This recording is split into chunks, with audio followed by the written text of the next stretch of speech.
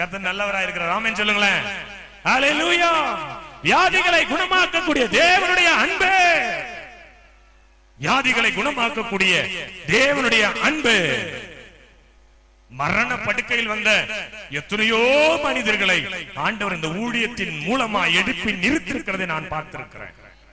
அவர்கள் மேல் இறங்கக்கூடிய விசேஷித்த தேவனுடைய அன்பு இன்னைக்கு உங்கள் மேல இறங்கி வரப்போகிறது. ஆமென். மூன்றாவது ஒரு காரியங்களை நான் சொல்லுகிறேன். பாவிகளை ரட்சிக்கும் தேவனுடைய அன்பு, பாவிகளை ரட்சிக்கக்கூடிய தேவனுடைய அன்பு. இன்னைக்கு பாவிகளை விரும்பாத ஒரு தப்பு பண்ணிட்டாங்கன்னா அவ்வளவுதான், அவங்க அவ்வளவுதான். என்னுடைய ஸ்டேட்டஸ் என்ன, என்னுடைய தகுதி என்ன, ஒரு சின்ன தப்பு பண்ணிட்டோம்னா அவ்வளவுதான். அப்படிலாம் என்னெல்லாம் ஆண்டவர் நினைச்சிருந்தாருன்னா உங்க மத்தியில ஊழியக்காரன் நின்றுக்க முடியுமா? உங்களை எல்லாரை விட நான் தான் துரோகியா இருந்தேன் 18 வயசு வரைக்கும். உங்களை எல்லாரை விட நான் தான் அதிக பாவம் செஞ்சிருப்பேன். பாவிகளை ரட்சித்த தேவனுடைய அன்பு, பாவிகளை ரட்சித்த தேவனுடைய அன்பு. நீங்க எத்தனை பெரிய பாவத்தை நம்ம செஞ்சிருப்போம்ல. ஆண்டவர் சொல்றார், எடுத்து வாசிங்க மத்தேயு 9:6 கொஞ்சம் வாசிங்களேன். பூமியிலே பாவங்களை மன்னிக்க, பூமியிலே பாவங்களை மன்னிக்க மனுஷகுமாரனுக்கு அதிகாரம் இல்லையா? பூமியிலே பாவங்களை மன்னிக்க மனுஷகுமாரனுக்கு அதிகாரம் இல்லையா? மனுஷகுமாரனுக்கு மட்டும்தான் அதிகாரம் இருக்கிறது. கையை தட்டுங்களேன். கர்த்தராகிய இயேசு கிறிஸ்துவுக்கு மட்டும்தான் அதிகாரம் இருக்கிறது பாவங்களை மன்னிக்க. அவர் பாவிகளை ஒரு நாளும் வெறுக்கிறது கிடையாது. பாவங்களை வெறுக்கிறார், பாவிகளை நேசிக்கிறார். பாவங்களை வெறுக்கிற ஆண்டவர் அதே நேரத்தில் பாவிகளை நேசிக்கிற ஆண்டவர். லூக்கா எழுதின சுவிசேஷம் 19ஆம் அதிகாரத்திலே சகேயு என்கிற ஒரு மனுஷனை நாம் பார்க்கிறோம். அவனை குறித்ததான வேதம் 3 காரியங்களை நமக்கு விளக்குகிறது. ஒன்று, அவன் ஐஸ்வர்யவான். இரண்டாவது, அவன் ஆயக்காரனுக்கு தலைவன். மூன்றாவது, அவன் அந்த ஊர்ல பெரிய ஆளுங்க. ஆமென் சொல்லுங்க. ஆனா குள்ளமான மனுஷன் தான். ஆனா அந்த ஊர்ல எல்லாரும் அவனை மதிக்கணும். ஏன்னா காசு நிறைய, பச உள்ள பாத்தி. ஆனா அந்த ஊர் மக்கள் எல்லாம் அவனுக்கு ஒரு பேர் வச்சிருந்தாங்க. என்ன பேர் தெரியுமா? பாவி. என்ன பேர் வச்சிருந்தாங்க? பாவி. ஏன்னா லூக்கா எழுதின சுவிசேஷம் 19:9 வாசிச்சீங்கன்னா தெரியும். வாசிங்க. இயேசு அவனை நோக்கி இன்றைக்கு இந்த வீட்டுக்கு ரட்சிப்பு வந்தது. 7ஆம் வசனத்தில் எழுதியிருக்கிறது, எல்லாரும் முறுமுறுத்து சொன்னார்களாம், இவர் பாவியான மனுஷன் வீட்டுக்கு தங்கும்படி போகிறாரே. நம்ம கூட நினைப்போம்ல, மற்றவர்களை நல்லா கவனிங்க. எங்க அண்ணன் டென்சிங் டேனியல் சொல்லுவாங்க, பெரியார் அவர்கள் தன்னுடைய புத்தகத்தில் எழுதியிருக்கிற ஒரு வார்த்தையை அடிக்கடி அவர்கள் சொல்லுவார்கள், உன்னையே நீ நீதிமான் என்று எண்ணிக்கொள், அது உன்னுடைய சுதந்திரம். உன்னே என்று பெரியார் என்று சொல்லி எண்ணிக்கொள், அது உன்னுடைய சுதந்திரம். ஆனால் மற்றவர்களை நீ குறை சொல்லுகிறாயே, அதற்கு உனக்கு யார் கொடுத்தது சுதந்திரம்? கடவுளே இல்லை என்று சொல்லுகிற திருவி அருமையான தந்தை பெரியார் அவர்கள் சொல்லுகிற ஒரு வார்த்தை அது. உன்னையே நீ மேன்மையா நினைத்துக்கொள், தவறில்லை. ஆனால் அடுத்தவர்களை குற்றப்படுத்துகிறாயே, அதற்கு யார் உனக்கு கொடுத்த சுதந்திரம்? என்ன காரணம் தெரியுமா? அடுத்தவர்கள் மேல இல்லாத அந்த ஒரு அன்பில்லாத தன்மை, வெறுக்கக்கூடிய தன்மை, காய்மகாரமாய் விரோதிக்கிற தன்மை. ஆண்டவர் அதெல்லாம் பார்க்கலங்க. எல்லாரும் சொன்னா, ஒரு கூட்ட ஜனம் சொன்னுச்சு, பாவியான மனுஷன் போய் தங்க போறாரு இவர் எப்படி அங்க போகலாம்? இவர் எப்படி போய் அங்க போய் தங்கலாம்? இவர் நசரன் ஆயிற்று, இவர் தேவனுடைய குமாரன் என்று சொல்லிக் கொள்கிறாரே, ஒரு வல்லமையான ஒரு ஊழியத்தை செய்கிறாரே, ஒரு மகா பெரிய அற்புத அடையாளங்களோட ஊழியத்தை செய்து வருகிறாரே, இவர் எப்படி அங்கே போய் தங்கலாம்? இவர் எப்படி அங்கே போய் தங்கலாம்? இயேசு சொன்னார், பாவிகளை, இந்த உலகத்துல நீதிமான்களை அல்லப்பா, பாவிகளை ரட்சிக்கதான் அந்த பூமிக்கு வந்தேன். ஆமென் சொல்லுங்க. பாவிகளை ரட்சிக்கதான் அந்த பூமிக்கு வந்தேன். எத்தனையோ பேர் நினைக்கலாம், ஐயோ என்னுடைய பாவங்கள் என்னை விட்டு எடுபடுமா?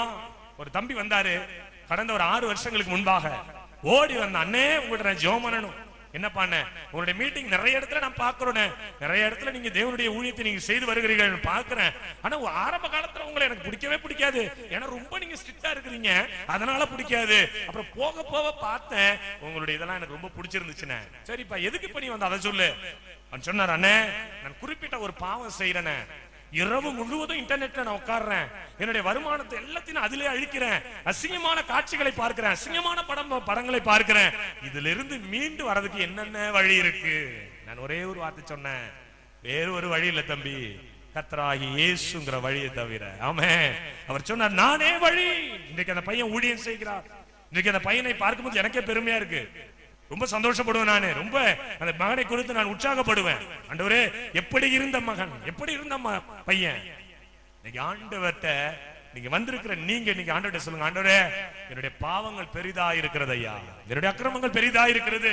நான் வெளியில வேணா கோட் ஷூட்லாம் போட்டு வரலாம், சபாரி ஷூட் போட்டு வரலாம், ஆனா இருதயம் எப்படி இருக்குது? ஆண்டவர் பார்க்கிறாரு, பார்த்துக்கிட்டே இருக்கிறாரு. பாவிகளை ரட்சிக்கக்கூடிய தேவனுடைய அன்பு. அந்த சகைவை ரட்சித்தார், அந்த சகையை வீட்டிற்கு ரட்சிப்பை கொடுத்தார். இன்றைக்கு இந்த வீட்டிற்கு ரட்சிப்பு வந்ததப்பா. இவனும் ஆபிரகாமின் பிள்ளையாய் மாறிட்டான், இவனும் என்னுடைய சந்ததியில பிறந்தவனாய் மாறி போனான். உலகம் பட்டம் சூட்டும், உலகம் உங்களை தூஷிக்கும், உலகம் உங்களை அவமானப்படுத்தும், உலகம் உங்களை நிந்திக்கும். ஒரே ஒரு காரியம் மட்டும் நீங்க தெளிவா இருங்க, என் மேல் தேவனுடைய அன்பு இருக்கிறது. ஆமென், அல்லேலூயா. என்ன யாரு என்ன சொன்னாலும் பரவாயில்ல, இன்னைக்கு ஆண்டவரோடு நான் இருக்க விரும்புகிறேன். தேவன் என்னை மன்னித்திருக்கிறார், தேவன் என்னுடைய குணாதிசயங்களை மாற்றிருக்கிறார்.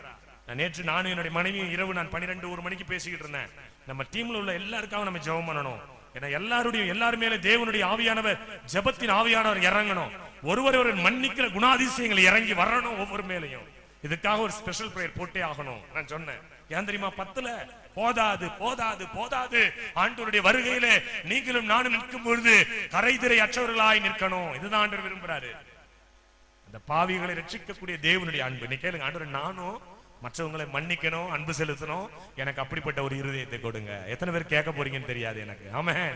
நீ கேளுங்க, ஆண்டவரே நான் சபையில தான் இருக்கிறேன், நான் ரொம்ப நாள் சபையில இருக்கிறேன், திருவிருந்தெல்லாம் எடுக்கிறேன், இப்பதான் நான் தெரிஞ்சுக்கிறேன், நான் நிறைய விஷயங்களை தெரிஞ்சு வந்துகிட்டு இருக்கிறேன், ஒவ்வொரு நாளும் நான் உங்களோட தான் இருக்கிறேன்.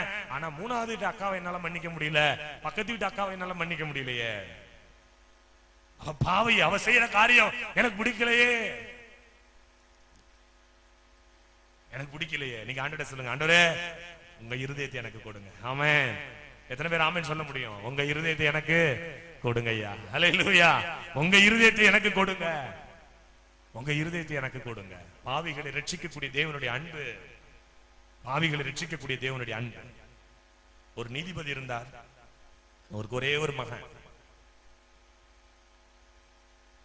அவன் ஒரு தவறை செய்தான். அந்த நீதிபதி சொன்னா, டே நான் நீதிபதியா இருக்கிறேன், அப்பம் வேற கெடுக்காதரா, முடிஞ்சா கரெக்டா வாழ்ந்து பாடுறான்னு சொல்லி எவ்வளவு அட்வைஸ் பண்ணி பார்த்தாரு, முடியல. அவன் பாவம் மேல பாவம் செய்து கொண்டே போனான். ஒவ்வொரு நாளும் அவருடைய பாவங்கள் எண்ணிக்கை அதிகமாகிட்டே இருந்தது. ஒரு நாள் போலீஸ்ல மாட்டினா, அவனை கொண்டு போய் சிறையில் அடைத்தார்கள். ரொம்ப கடுமையான கேஸ் அவன் மேல விழுந்தது. வெளியில வர முடியாத அளவிற்கு அவன் மேல கேஸ் ஃபைல் பண்ணாங்க. நாளொன்று வந்தது, இவர் நீதிபதி, இவர் நீதிபதி. அவருடைய மகன் குற்றவாளி கூண்டில் நிக்கிறான், அதை பாக்குறாரு. இந்த குற்றவாளி கூண்டில் நிக்கிற மகனை பார்த்து பெத்த தகப்பனுடைய இருதயம் எப்படி இருக்கும் யோசித்து பாருங்க. அவன் பார்வையில 1000 அர்த்தங்கள் இருந்தது. இவன் பார்க்கற அந்த பார்வையில 1000 அர்த்தங்கள். தன்னை தடரா சொன்ன மகனை இந்த நிலைமைக்கு என்ன நீ ஆளாக்கிட்டியடா. இவருடைய பார்வை, அவனுடைய பார்வையில் 1000 அர்த்தங்கள் இருந்தது. உண்மைதான்பா, நான் தப்பு பண்ணிட்டேன், எனக்கு ஒரு விஷயம் வந்துட்ட, நீ மன்னிப்பு கொடுக்க கூடாதா? ஸ்ட்ராங் ஆயிடுச்சு, கேஸ் ரொம்ப ஹெவி ஸ்ட்ராங் ஆயிடுச்சு. எல்லாம் அவனுடைய வக்கீல், அவனுடைய எதிர்த்தரப்பு வக்கீல் பக்கவா வாதாடினாங்க. அவனுக்கு தூக்கு தண்டனை கொடுப்பதை தவிர வேறு வழியே இல்லை. நீதிபதி தன்னுடைய இருதயத்தை கடினமாக்கி கொண்டு, கல்லாக்கி கொண்டு உத்தரவு போட்டார், இந்த மனுஷனுக்கு நாளை காலை தூக்கு தண்டனை என்று சொல்லி ஜட்ஜ்மெண்ட் எழுதி முடிச்சார். அவனை கொண்டு போயிட்டாங்க. அப்பாவால வீட்டுல வந்து என்ன செய்ய முடியாது, இருக்க முடியல. ஒண்ணு செஞ்சாரு, என் மகன் செஞ்ச பாவத்திற்கு, அவனை சரியா வளர்க்காத பாவத்திற்கு என்னுடைய உயிரை கொடுப்பதை தவிர வழி இல்லை என்று சொல்லி இரவில் திருட்டுத்தனமாக எழுந்து மகன் இருக்கிற அந்த சிறைச்சாலைக்கு போனார். காலையில 4 மணிக்கு அவனுக்கு தூக்கு. நேரா போனாரு. இந்த மகனை சொன்னாரு, நீ உடனே இங்க இருந்து எஸ்கேப் ஆயிடு, வெளியில போயிடு, உனக்கு பதிலாக நான் தூக்கு தண்டனை அனுபவிக்க விரும்புகிறேன். மகன் சொன்னான், வேண்டாம்ப்பா, செய்யக்கூடாது, வேண்டாம். உன்னை பெத்ததுக்கு நான் இதை தவிர வேற வழி எனக்கு தெரியல. சரியாய் 4 மணி அந்த மகனை வெளியில அனுப்பிட்டு அவன் தன் மகனை போல உடைய போட்டுக்கொண்டு தன்னுடைய முகத்தை அப்படியே மூடிக்கொண்டு நான் யாரையும் பார்க்க விரும்பவில்லை என்று சொல்லி அந்த தூக்கு மேடையிலே போய் தன்னுடைய உயிரை விட்டார். 2014 வருஷங்களுக்கு முன்பாக நீயும் நானும் தூக்கு மேடைக்கு போய்விடக் கூடாது என்பதற்காக நம்மேல் வைத்த தேவனுடைய அன்பு இந்த உலகத்தில் இயேசுவாக வெளிப்பட்டது. அந்த அன்புதான் இன்னைக்கு சொல்லுகிறது, உன்னை நேசிக்கிறேன் மகளே, நீ எப்படிப்பட்ட பாவமா இருந்தாலும் சரிதான், எப்படிப்பட்ட நீ பாவத்தில் இருந்தாலும் சரிதான், உன்னை மன்னிக்கிறதுக்காகவே நான் இறங்கி வந்திருக்கிறேன். நீங்க ஆண்டவர்கிட்ட சொல்லுங்க, உங்க அன்பை என் மேல வைங்க அப்பா, என்னை கைவிட்டுறாதீங்க ஆண்டவரே, என்னை கைவிட்டுறாதீங்க, உங்க மேல என் மேல வைங்க, உங்க அன்பை என் மேல வைங்க. பாவிகளை ரட்சிக்கக்கூடிய தேவனுடைய உன்னதமான அன்பு. லூக்கா எழுதின சுவிசேஷம் 23:34 கொஞ்சம் வாசிங்கப்பா. அப்பொழுது இயேசு, பிதாவே இவர்களுக்கு மன்னியும், பிதாவே இவர்களுக்கு மன்னியும், தாங்கள் செய்கிறது இன்னதென்று அறியாதிருக்கிறார்களே. ஒருவேளை நீங்க நினைக்கலாம், என்னுடைய பாவத்தை யார் தாங்குவா, என்னுடைய பாவத்தை யார் எடுத்து போடுவா, என்னுடைய பாவத்தை யார் எனக்கு நிவர்த்தி பண்ணி கொடுப்பா. அண்டர் சொல்றார், நான் இருக்கிற மகனே, 2014 வருஷத்துக்கு முன்னாடி இறங்கி வரலையா? நிச்சயமாய் சொல்லுகிறேன், நான் ஒரு கற்பனை காட்சியை நான் அப்படியே சீன் கொண்டு வந்தேன், என்னுடைய கண்களுக்கு முன்பாய் கொண்டு வந்தேன். எனக்கு நான் ஒரு பெரிய பாவம் பண்ணிட்டு இருக்கிறேன்னு வச்சுங்களேன், எனக்கு பிதாவின் சமூகத்துல ஜட்ஜ்மெண்ட் ஆயிருக்கும். என்ன, இங்க ஹென்ரிய தூக்கில போடணும், இந்த ஹென்ரிய நரகத்துல தள்ளிடணும். இவன் பாவத்தின் மேல பாவம் செய்து கொண்டே இருந்தான், இவன் படு மோசம், இவனை உயிரோட வைக்க கூடாது, இவனை பரலோகத்துக்கு கொண்டு போயிடக்கூடாதுன்னு பிதா ஜட்ஜ் பண்ணிருப்பார். ஒரு வேலை பண்ணிட்டு இருக்கலாம். ஆனா அந்த பிதாவுக்கு பக்கத்துல இருக்கிற இயேசு உட்கார்ந்துருக்காரு பாத்தீங்களா, அவர் தன்னுடைய காயம் இன்னும் அந்த தழும்புல இருக்கிற காயம் இன்னும் ஆறலையாங்க. அந்த காயத்தை காட்டியிருப்பார் பிதா கிட்ட, பிதாவே அவனுக்காக தானே 2014 வருஷத்துக்கு முன்னாடி நான் கீழே போனேன், அவனுக்காக தானே 3 வருஷம் நான் ஊழியம் செஞ்சேன், 3 வருஷம் ஊழியம் செஞ்சேன், அவனுக்காக தானே நான் அடிச்சாங்க, நான் பொறுத்துக்கிட்டேன்ல, அப்ப ஏன் அந்த ஹென்ரியை நீங்க மன்னிக்க கூடாதா, அந்த ஹென்ரிக்கு ஒரு நல்ல வாழ்வை கொடுக்க கூடாதா? பிதா கிட்ட இயேசு பரிந்து பேசியிருப்பார். பிதாவுக்கு முன்பாக அந்த காயங்கள் வந்திருக்கும். என் தேவனே ஏன் என்னை கைவிட்டீர்ங்கிற வார்த்தை பிதாவுடைய இருதயத்தை ஒரு சமயம் உலுக்கி இருக்கலாம். அதனாலதான் சொல்லுகிறார், நான் உன் பாவத்தை மன்னிக்கிறேன், நான் உன் பாவத்தை மன்னிக்கிறேன். பாவங்களை மன்னிக்க மனுஷகுமாரனுக்கு அதிகாரம் உண்டு, பாவங்களை மன்னிக்க பிதாவாகிய தேவனுக்கு அதிகாரம் உண்டு. நீ எப்படிப்பட்ட பாவத்தை செய்திருந்தாலும் சரிதான், இந்த இயேசு உனக்காக பரிந்து பேசிக்கொண்டே இருக்கிறார். அந்த காயங்களை காட்டுவார் பிதா கிட்ட, பிதாவே பாருங்க, இந்த காயம் இன்னும் ஆறவே இல்லை பாருங்க, என் ஜனங்களுக்காக, என் மக்களுக்காக, என் மக்களுடைய பாவங்களை நீக்குவதற்காக தானே இந்த காயங்களை ஏற்றுக்கொண்டேன், மன்னியும் ஆண்டவரே, மன்னியும் மன்னியும். அந்த அன்பு இறங்கி வந்து ஒரே ஒரு பாவி மனம் திரும்புகிறது நிமித்தம் பரலோகத்துல மிகுந்த சந்தோஷம் உண்டாகுமா? இன்னைக்கு ஆண்டவர்கிட்ட சொல்லுங்க. ஒருவேளை நீங்க சொல்லலாம், ஐயோ என் வாழ்க்கை பாலவனமா இருக்கு பிரதர், என் வாழ்க்கை ஒண்ணு இல்லாம இருக்கு, என் வாழ்க்கை விரக்தியா இருக்கு. நீங்க அப்பாட்ட சொல்லுங்க, உங்க அன்பை எனக்கு கொடுங்க ஆண்டவரேன்னு சொல்லுங்க. இந்த அன்பு உங்க இருதயத்துல வந்துட்டா போதும், உங்க வாழ்க்கை எல்லாம் சோலைவனமாய் மாறி போகும். ஆமென் சொல்லுங்க. அருந்த கொடியை போல் இருந்தேனே, எங்களை செடியோடு இணைத்து விட்டீரே, அருந்த கொடியை போல் இருந்தோமே, எங்களை செடியோடு, எங்களை செடியோடு இணைத்து விட்டீரே, எங்களை செடியோடு இணைத்து விட்டீரே, பாலைவனமாயிருந்த எங்களை சொலைவனமாய் மாற்றி நீரையா, பாலைவனமாயிருந்த எங்களை சொலைவனமாய் மாற்றி நீரையா.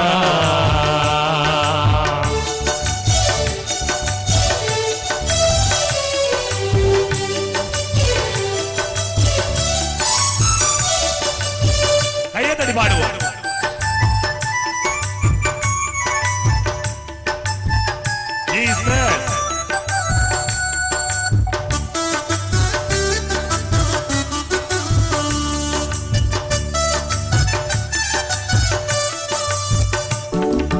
கண்ணீரிலே மூழ்கியிருந்தோமே,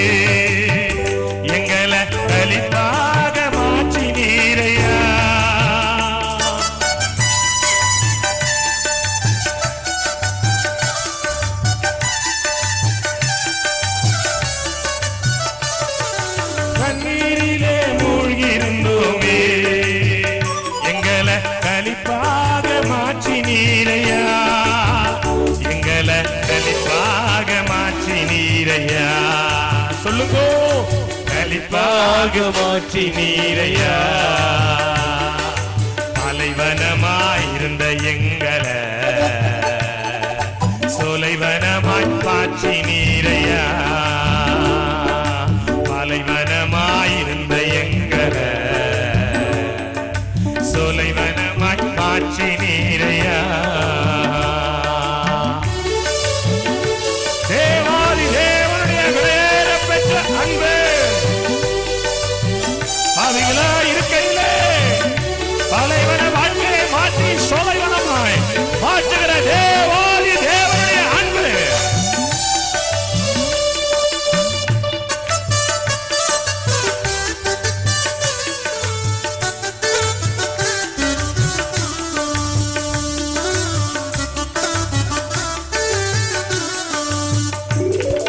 கண்ணீரிலே மூழ்கியிருந்தோமே எங்களை வெளிப்பாக மாற்றி நீரையா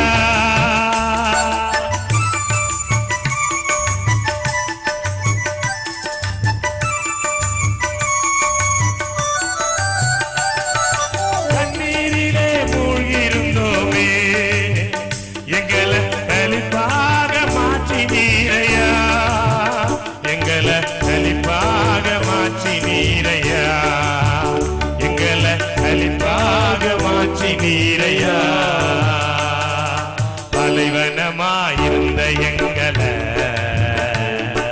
சோலைவனமாய் மாற்றி நீரையா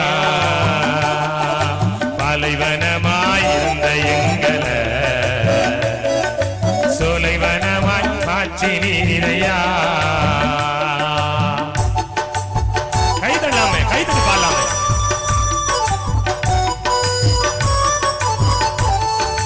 Jesus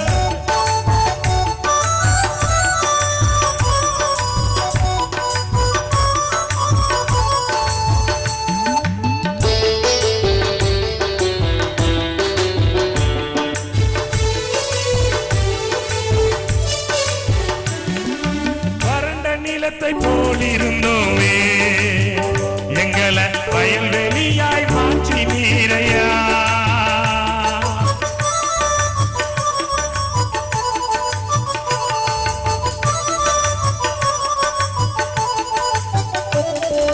வறண்ட நிலத்தை போலிருந்தோமே எங்களை வயல்வெளியாய் மாற்றி நீரையா எங்களை வயல்வெளியாய் மாற்றி நீரையா எங்களை வயல்வெளியாய் மாற்றி நீரையா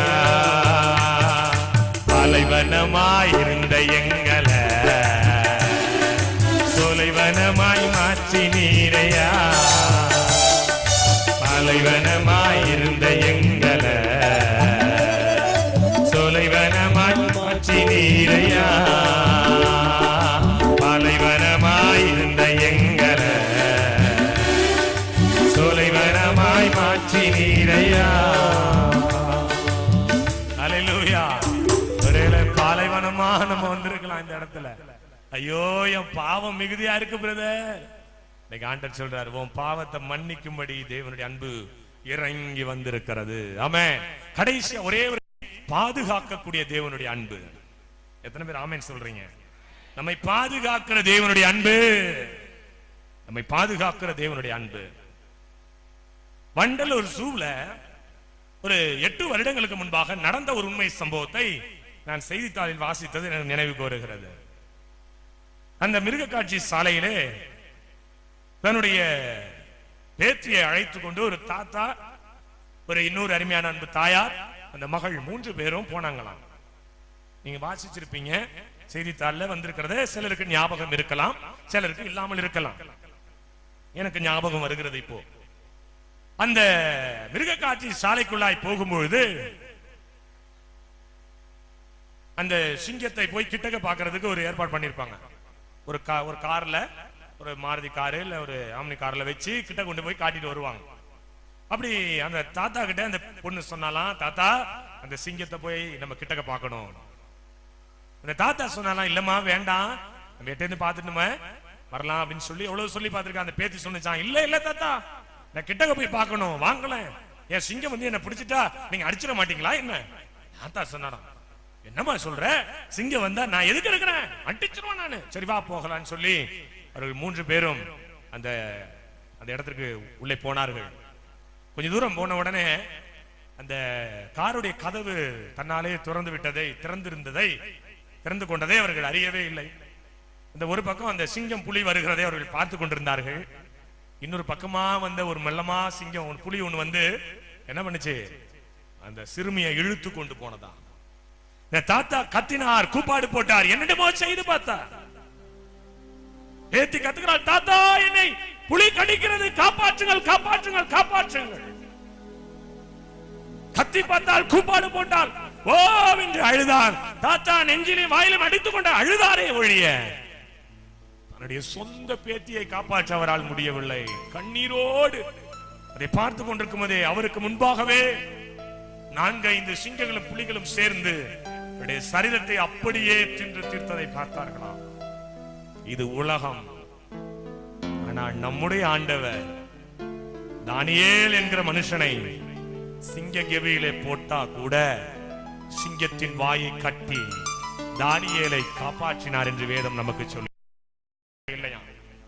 என் ஆண்டவர் சொல்லுகிறார், நீ தண்ணீர்களை கடக்கும் பொழுது நான் உன்னோடு வருவேன், நீ ஆறுகளை கடக்கும் போது உன் அருகிலே இருப்பேன், நீ அக்கினியில் நடந்தாலும் அது உன் பேரில் பற்றாது, காரணம் நான் உன்னோடு கூட இருக்கிறேன்.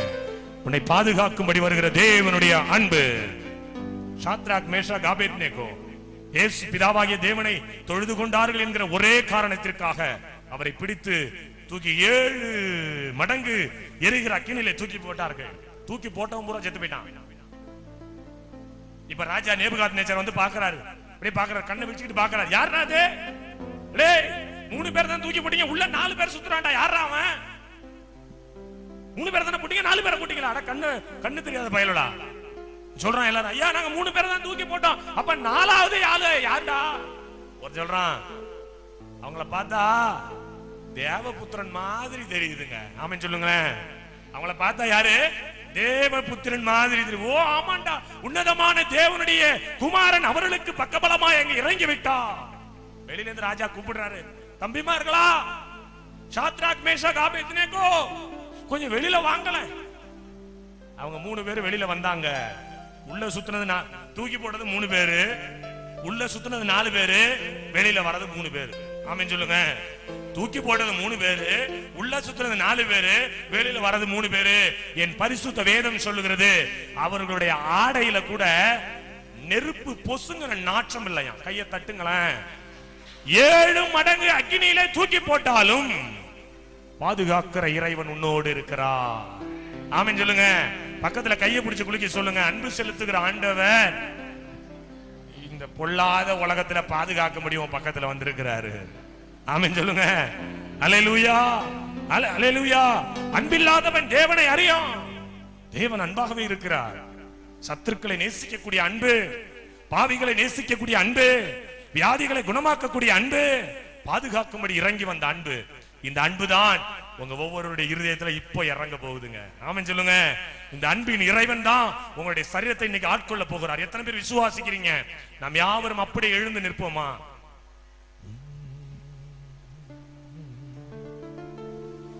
அப்படி எல்லாரும் எழுந்து நிற்போம். ஒரு சில வேத வசனங்களை மாத்திரம் வாசிக்கிறதை கவனமாய் நாம கேட்போம். என்னாகும் புஸ்தகம் 20:8 கொஞ்சம் வாசிங்களேன். அப்படியே நின்று கொஞ்சம் கவனிங்க.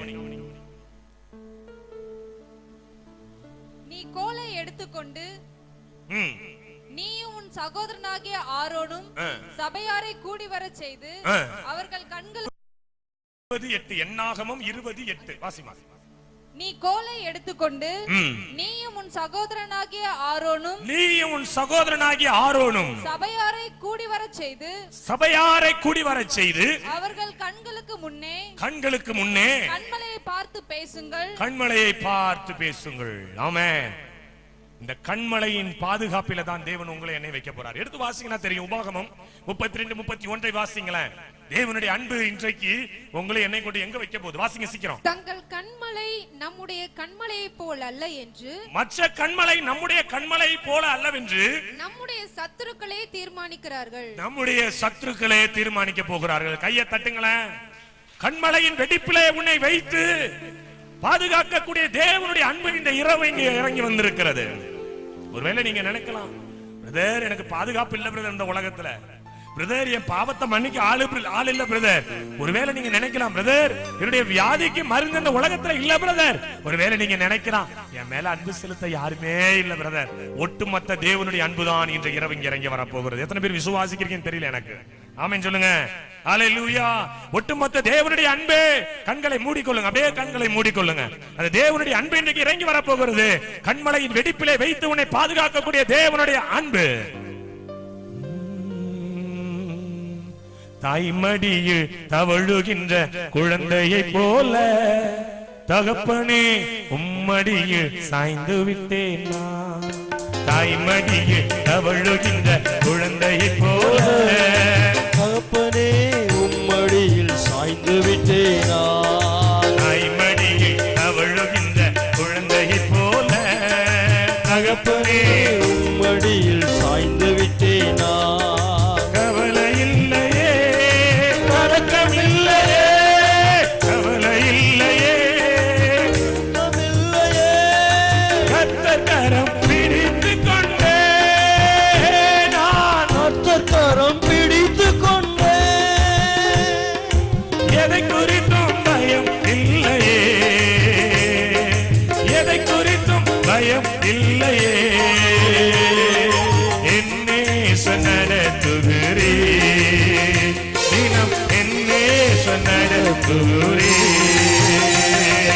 தாய்மடியில் தவழுகின்ற குழந்தையை போல தகப்பனே உம்மடியில் சாய்ந்து விட்டேன் நான்.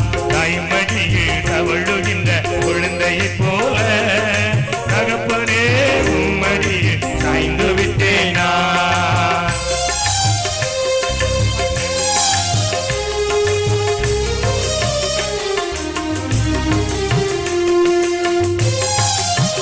தாயும் தகப்பனும் உன்னை கைவிட்டால் உன்னை சேர்த்துக் கொள்வேன் என்கிற அன்பு. சத்ருவா இருந்த நம்மை நேசித்த அன்பு, வியாதியோடு இருந்து வந்த நம்மை பார்த்த அன்பு, துரோகிகளாய் இருந்த நம்மை அரவணைத்த அன்பு, ஒருவேளை ஒன்றுமே இல்லாமல் அனாதைகளால் அழைத்துக் கொண்டிருந்த உன்னை என்னையும் பாதுகாக்கும்படி இறங்கி வந்த அன்பு இந்த மையத்திற்குள்ளாய், இந்த திருமண மண்டபத்திற்குள்ளாய் இறங்கி வந்திருக்கிறது.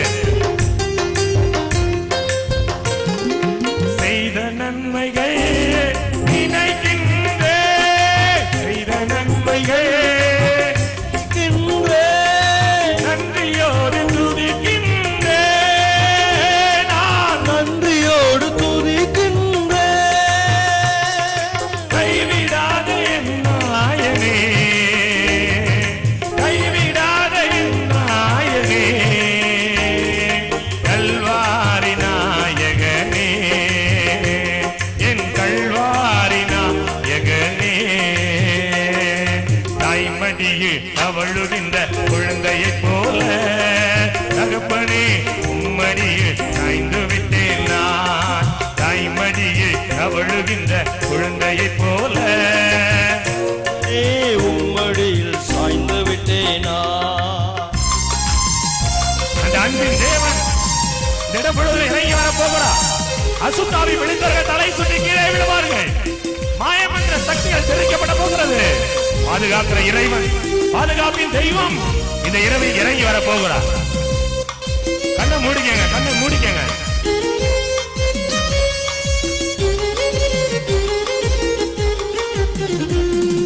துணையாளரே, துணையாளரே, துணையாளரே, இணையில்லா மனவாளரே, என் எல்லா மனவாளரே, உணவாக வந்தீரையா, வந்தீரையா, என் உயிரோடு கலந்தீரையா,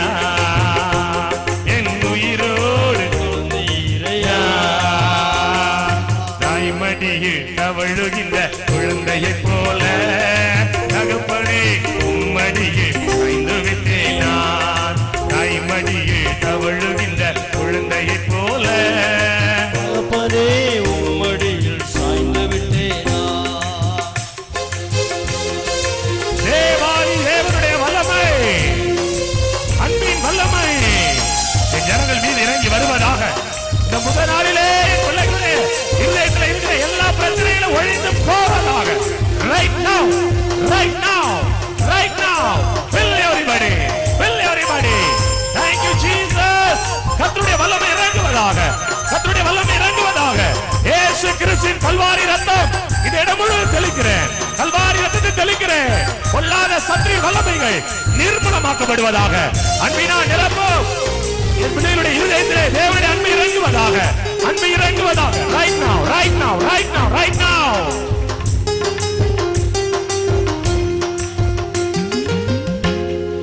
துணையாளரே துணையாளரே துணையாளரே துணையாளரே இணையில்லா மனவாளரே இணையில்லா மணவாளரே உணவாக வந்தீரையா உணவாக வந்தீரையா என் உயிரோடு கலந்தீரையா என் உயிரோடு ஈரையா தாய்மடியில் தவழுகின்ற குழந்தையைப் போல தகப்பனே உம்மடியில் சாய்ந்து சாய்ந்து விட்டேன் தாய்மடியில் தவழுகின்ற தேவான்பு இறங்குவதாக, ஒவ்வொரு நேரம் இறங்குவதாக. மகிமை தேவ பிரசன்னம் எல்லா கண்களையும் அறுத்து போடுங்க, எல்லா கண்களையும் அறுத்து போடுங்க, எல்லா கண்களையும் அறுக்கப்படுவதாக. பிசாசுடைய ஆவிகள் அலறும், பொல்லாத பயமற்ற சக்திகள் அலறும். பிரியங்கர தூரபாஷியா கரவியம்மா. கர்த்தருடைய வல்லமை, வல்லமை. Receive, receive, touch. தேவ மகிமை இறங்கட்டும், இறங்கட்டும், இறங்கட்டும், இறங்கட்டும் அக்கினி, இறங்கட்டும், இறங்கட்டும். தாய்மடியிலே தவழுகிற பிள்ளையைப் போல என் ஜனங்கள் வந்திருக்கிறார்கள் ஐயா. இப்பொழுதே இப்பொழுதே கட்டிகள் கரைவதாக, எல்லா பிரச்சனையும் விலகுவதாக, மாயமந்திர சக்திகள் அழிக்கப்பட்டு போவதாக, பிசாசின் ஆவிகள் செயல்பட்டு போவதாக. மகிமை தேவ வல்லமை, மகிமை தேவ வல்லமை. உம்மடியில் சாய்ந்து விட்டேனா தாய்மடியில் தவழுகின்ற குழந்தையைப் போல தகப்பனே உம்மடியில் சாய்ந்து விட்டேன் நான். தாய்மடியில் தவழுகின்ற குழந்தையைப் போல தகப்பனே உம்மடியில் சாய்ந்து விட்டேன். வல்லமை வல்லமை வல்லமை வல்லமை வல்லமை வல்லமை வல்லமை. Right now, right now, right now. இயேசு இந்த மண்டபத்தில் இறங்கி வந்திருக்கிறார். அவருடைய அன்பு, அவருடைய அன்பு, அவருடைய அன்பு, அவருடைய அன்பு, அவருடைய அன்பு, அவருடைய அன்பு ஒவ்வொரு மேல் ஊற்றப்படுவதாக, ஊற்றப்படுவதாக, ஊற்றப்படுவதாக, ஊற்றப்படுவதாக, ஊற்றப்படுவதாக, ஊற்றப்படுவதாக. அக்கினிமயமான தேவனுடைய அன்பு ஒவ்வொரு மேல் ஊற்றப்படுவதாக. ஹல்லேலூயா.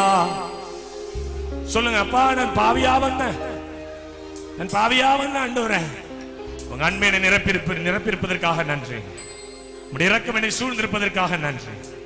சொல்லுங்க, வாயை திறந்து சொல்லுங்க, உம்முடைய அன்பை என் மேல வைங்கப்பா. இல்ல கை தூக்கி சொல்லுங்களேன், கெஞ்சு கேளுங்களேன், உங்க அன்பு என் மேல வரட்டும்பா. அன்பு நான் எல்லாரையும் நேசிக்கணும். நேசிக்கணும்.